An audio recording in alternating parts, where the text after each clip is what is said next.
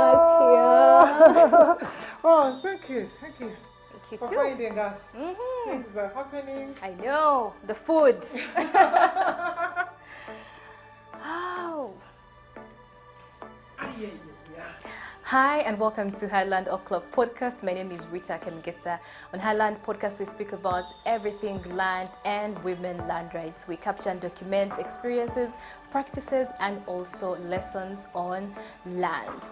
On this particular episode of the podcast today, we are going to dedicate it to the rural women whom we shall be giving their flowers as we celebrate International Day of Rural Women, marked every year on October 15th. This particular day was designated by the United Nations to raise awareness and also recognize the role that rural women play in enhancing food security, eradicating poverty and malnutrition. On this episode, I have the pleasure of hosting a food and agriculture policy analyst. She sits on several boards in the civil society, and she's also the executive director of Food Rights Alliance, who has had the pleasure today to host us at her offices here in Mengo. Ladies and gentlemen, welcome with me, Agnes Kirabo. Welcome on Highland O'Clock. How are you doing? Well, we are surviving, and I'm happy to be here, especially on this particular day of the rural woman. It is something that touches my nerves, I think to the marrow, because I'm a product of a rural woman, and I reflect the kind of life we lived with my mother, with other women in the community. I reflect on the lives, the rural women that I'm working with in the various parts of the country, and I also reflect on the lives of women, many of whom I'm representing, because for instance I'm the regional president for Eastern Africa for a platform known as the African Women in Animal Resources, Farming and Agribusinesses in Eastern Africa. So the topic, the day, I don't know what to do. I don't know whether I should celebrate. I don't know whether I should close myself inside a dark room, weep a bit, come out with a smile, because the images that are flowing in my mind are not that pleasant. But I think let's not cry, let's not close ourselves in the rooms, but indeed, let us today give them their flowers. And let me start from there, break it down for us. What is the actual role, or from your experience, what have these rural women done in our Uganda today, or even in Africa, to ensure that we have food on our tables, to ensure that communities are transforming? Surely if you had a meal today, or if you're expecting to have a meal, I just know that behind that plate of food, behind that mug of porridge, there is a very wrinkled, stressed, drained face of a rural woman. And I think it is also good that we celebrate them today. We give you flowers, rural women. Thank you so much for feeding the world. Thank you so much for nourishing the people. Thank you so much for nourishing the planet. I think they deserve the celebration. They deserve the medals. You're all medal winners, rural women, for the noble cause of making sure that men and women, plus nature, young and old, are nourished and they are fed. Although they are doing it in a very hard condition. And for me, this is where my biggest worry is. When you look at the continent, let's say Africa, Africa's food system is over 65% dependent on rural women. The women that wake up so early in the morning to take care of the children, to take care of their spouses, the family members, the sick, the elderly, and then they go down the plantation, they do till the land, they do tether the animals, they do collect the wood, they do collect the water, they come and make the food ready, and in many cases they are too tired to eat that food. They are the ones that are behind the trucks and lorries, the foods on the market stalls. They are the ones behind that food. So could told us that there is a day once in a year that we specifically give them flowers, but at the same time rally the entire world, rally all the stakeholders to wait a minute and think about this category, this segment of our population. And it's from that I want actually to ask, you've mentioned, yes, they are the ones toiling, they're the ones on these big trucks, but are they actually benefiting from their sweat? As I ask this, I'm trying to draw back to the village where I come from.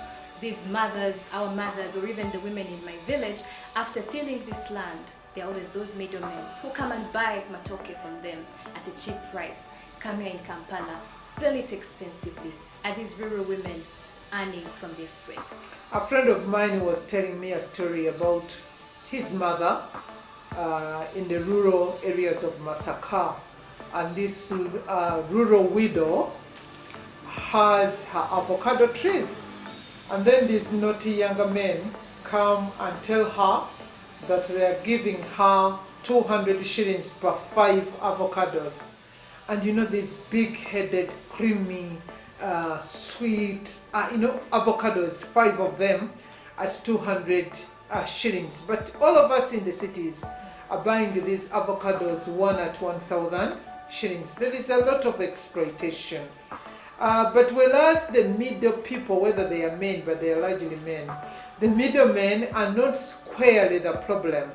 The problem is that the systems, the food trade systems in Uganda and in the vast majority of Africa are not functioning.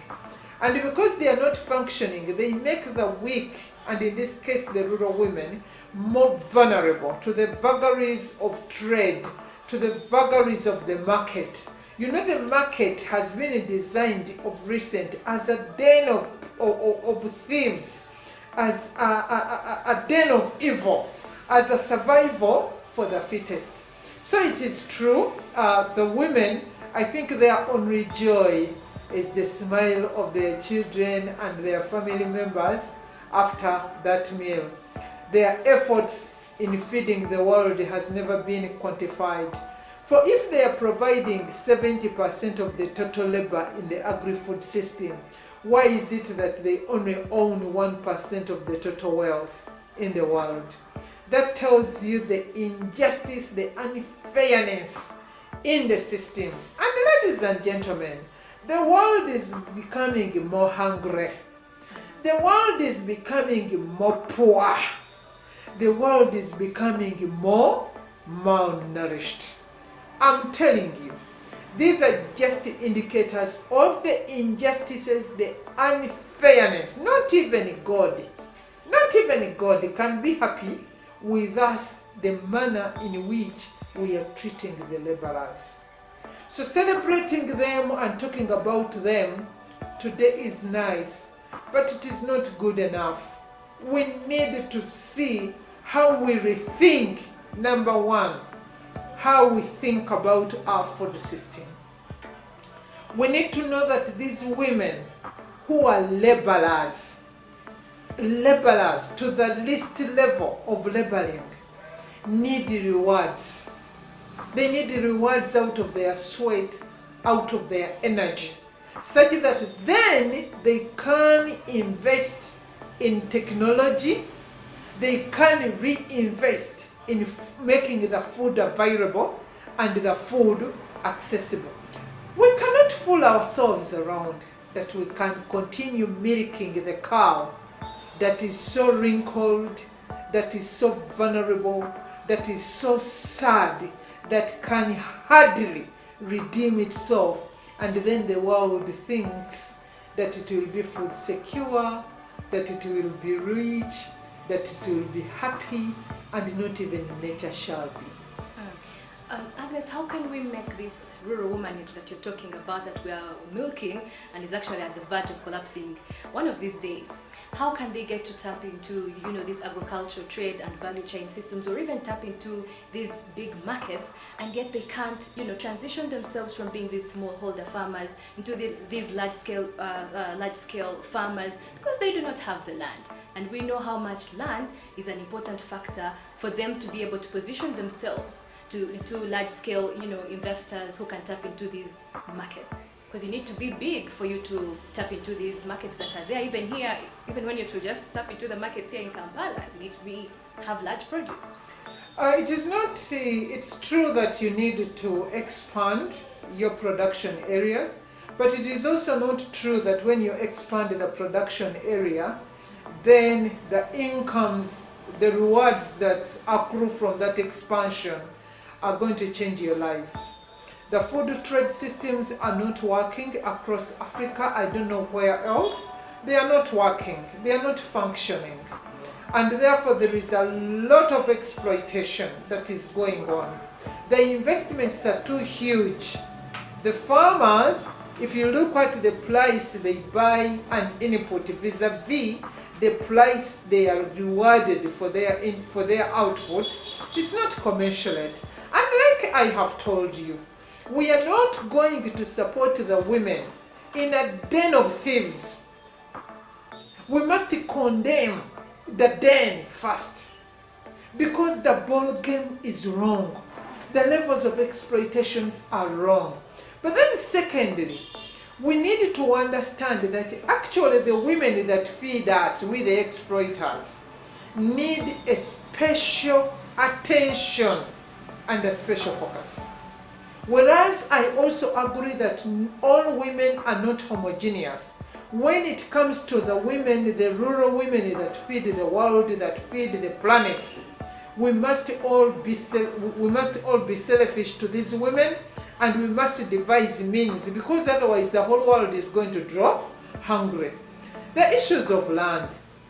I have worked in communities with rural women where we have helped them to beat the vagaries of trade. They have actually expanded their entitlements, including land. I have also seen equally women who have labored to open big chunks of land, and they just get peanuts out of what they have produced. They can hardly invest in the next season. So for me, I think we need to look at the whole agri-food system in totality and liberate it. Deal with the injustices and unfairness within the food system. But then secondly, create extra avenues and opportunities for these rural women. I'm here to tell the world that the good news is the rural women are committed to feeding the world and to nourishing nature. Let us give them what is due to them.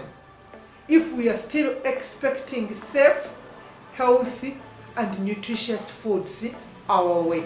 Otherwise, we are going to eat pieces of paper, disguising it as food if we neglect the source and the hand, leave alone the fingers that actually feed us. That woman that woke up early in the morning to carry hand hoe, walked down while pulling a goat by her right hand.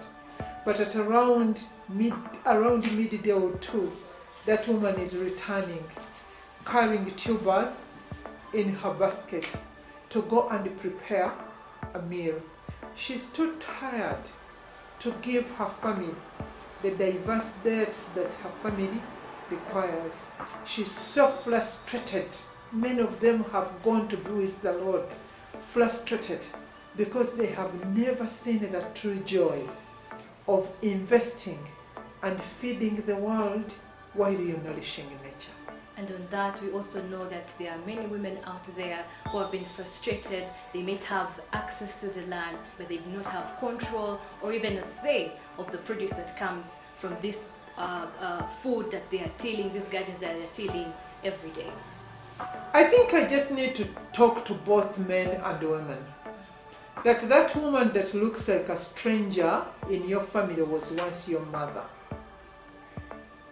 If you look at that young lady that came to be married to your family and she appears a stranger, just know it is exactly what your mother was. And if we don't break these oppressive chains, social oppressive chains, it is going to happen to your daughter. You know, if we don't take this close and person to the perpetrators, they will never know. Happy families are working together. Happy families are investing together. God has since shifted blessings from many hands of so many men to the hands of the women. Let your wife don't become a community project where every stakeholder has a perception and a perspective. It is about your family. It is about the wealth you accumulate. It is about the entitlement. It is about the well-being of your households. How well you raise your children to enjoy your retirement. How well you're investing and getting properties and wealth. So if you intimidate or you hold this partner of yours hostage, I'm telling you, such chains, nobody is free from them. They may appear visible in the hands of this woman. They are more invisible on your heart and your emotions and your soul. Not even death will set you free. So if you want to be free in life and in death, give the opportunities to that woman. You know, Agnes, when we are talking about investment, I'm sure there could be a rural woman out there, those who understand the English, who are lucky enough to understand the English, would say, but is she serious when she talks about investment? Yes. Where are we going to get the money for investment? Where are we going to get that collateral to present in the banks to give us credit? Yet opportunities have been created, but you and I know that the rural woman is not benefiting. Talk about all these good programs that the government has come up with. They're not benefiting them, or maybe they don't even have the information to know that there is this good program where they can actually get investment, get capital to invest in everything that they have to do. You see, the most unfortunate thing is that the elites have never understood actually. You know, what is hurting me is that not that they don't understand, but it is because they forget. Where they come from? They forget where they come from, and then they are brainwashed with what they read in books and so endorse programs because it is about negotiation.